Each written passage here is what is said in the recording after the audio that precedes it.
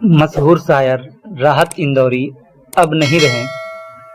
Corona संक्रमित राहत इंदौरी को दिल का दौरा पड़ा और उनका इंतकाल हो गया।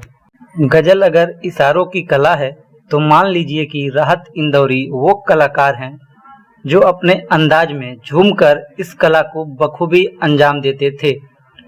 राहत इंदौरी के शेर हर लफ्ज के साथ मोहब्बत की नई शुरुआत करते हैं। यही नहीं, वो अपने गजलों के जरिए हस्तक्षेप भी करते हैं, व्यवस्था को आईना भी दिखाते हैं।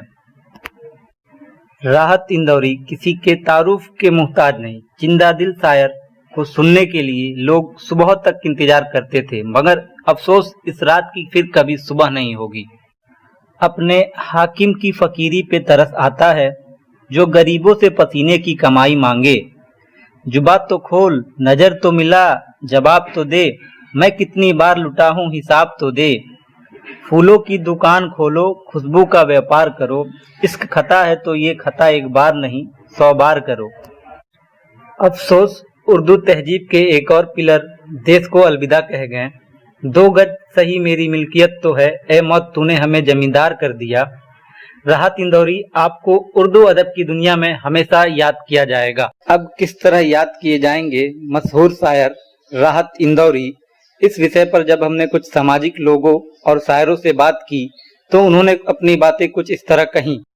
ये राहत इंदौरी जो है वो हिंदुस्तानी जबान के शायर थे और पूरी दुनिया में जहां भी ये जबान बोली जाती है वहां आज के दौर में राहत इंदौरी को जाना जाता है। वो तमाम लोग राहत इंदौरी को जानते हैं जो इस जबान को जरा भी ताल्लुक रखते हैं।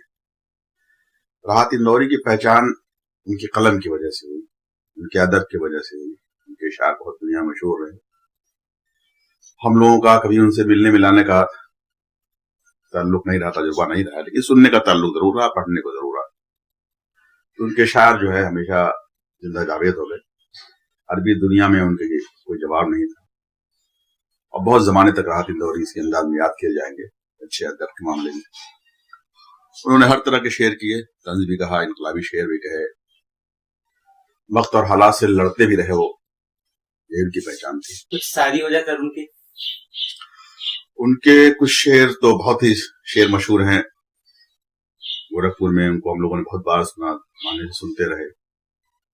लेकिन हम उनके एक शेर को जो बहुत पसंद करते हैं वो शेर ये रहा कि मौका मिला तो मस्जिद भी हो आएंगे, बाकी काम मजारों का मौला खैर। एक खुदा एक पैगंबर एक किताब, एक खुदा एक पैगंबर एक किताब, झगड़ा तो दस्तारों का मौला खैर। शेर उन्होंने इन शेर में बहुत सारी चीजों को कहा है, समझ सकते हैं अपने आप।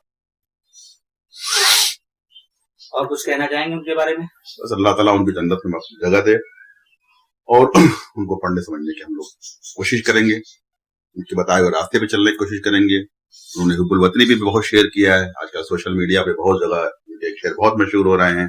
मरने के बाद मेरे पेशानी पे लोग उसे हिंदुस्तान लिख देना, उसको कायम रहें, जज्बे को कायम रखें हम लोग।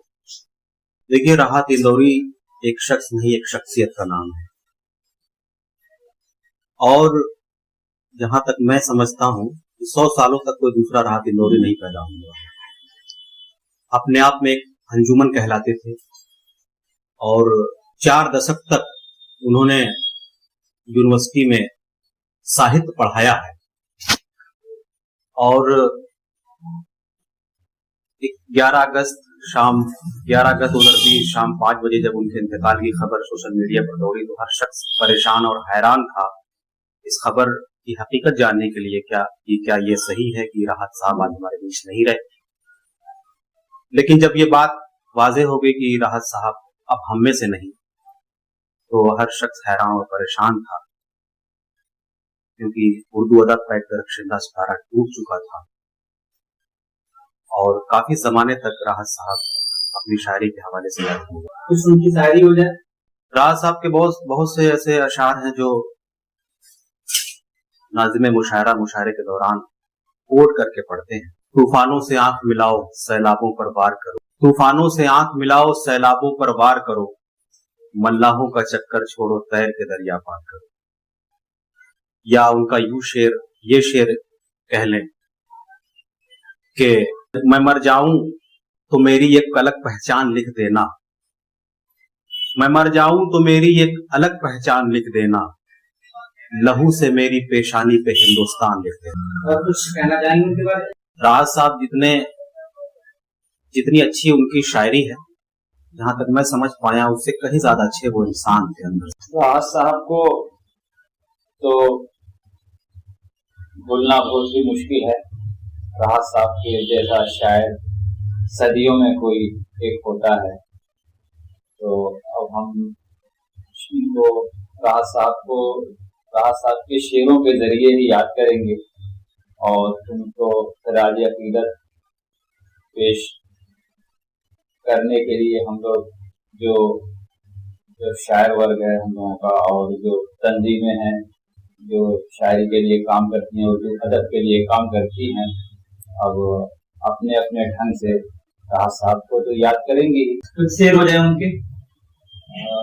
राहत साहब के तो बहुत से अशार हैं। राहत साहब एक ऐसे शायर हैं कि उनका शेर कहीं से भी उठा के पढ़ा जाए तो मैं समझता हूँ किसी भी वर्ग को, किसी भी समुदाय को, बच्चों को, बूढ़ों को, नौजवानों को, हर किसी को पसंद आता है। राहत साहब हर आदमी उनको पसंद करता है, हर शख्स उनको अपने दिल में रखता है। उनकी शायरी एक ऐसी शायरी है कि सबके दिलों को छूती है और बहुत अच्छे शायर थे। तो उनके बहुत से अशार हैं, जैसे खास करके उनके अशार ये होते हैं कि समाज को आईना दिखाने के लिए, और उसमें जो सरकारें जो काम करती हैं उनको आईना दिखाते हैं। तो ये राहत साहब की एक खास पहचान थी कि वो बेबाक शायर थे। समाज में क्या हो रहा है, सरकारें क्या कर रही हैं, पुलिस वाले क्या कर रहे हैं, जो भी चीजें हैं वो एक अच्छे सलीके से अपनी शायरी ऐसे हिसाब से करते थे कि सारे लोग सुनते थे और सच कहते थे। उसमें कोई झूठ नहीं, कहीं से कोई बनावट नहीं। और जैसे उनका शेर है कि झूठों ने झूठों से कहा है सच बोलो, झूठों ने झूठों से कहा है सच बोलो, सरकारी ऐलान हुआ है सच बोलो। और गुलदस्ते पर यकजहती लिख रखा है, गुलदस्ते के अंदर क्या है सच बोलो। उनके अशार बहुत सारे लोग ऐसे हैं कि हो सकता है उनको कोई शेर उनको ना भी पसंद आए, क्योंकि वो बेबाक शायर थे। हर किसी पे वो कलम चलाते थे, चाहे वो मजहब हो और चाहे समाज का भी कोई हिस्सा हो, वो उनको छोड़ते नहीं थे। जैसे कि एक खुदा है एक पैगंबर एक किताब, एक खुदा है एक पैगंबर एक किताब, झगड़ा तो दस्तारों का है मौला खैर। ऐसे भी अशार उन्होंने कहे हैं। समाज को उन्होंने मैसेज दिया है कि लगेगी आग तो आएंगे कई घर जद में, लगेगी आग तो आएंगे कई घर जद में, यहाँ पे सिर्फ हमारा मकान थोड़ी है।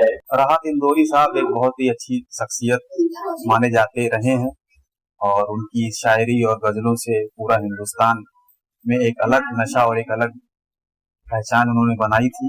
बहुत ही गरीब परिवार से राहत इंदौरी साहब थे, पर अपनी मेहनत और अपने बोल के हिसाब से उन्होंने पूरी दुनिया को अपने वश में किया। और राहत इंदौरी साहब एक बार गोरखपुर भी हमारे शहर आ चुके हैं और MSI इंटर कॉलेज की सरजमी पर उन्होंने अपने शायरी से पूरे गोरखपुर शहर वालों को बहुत ही अच्छा उन्होंने एक पैगाम दिया था। तो इस हिसाब से राहत इंदौरी साहब एक काफी अच्छी शख्सियत शायरी की दुनिया में माने जाते रहे हैं। शायरी सुना दीजिए।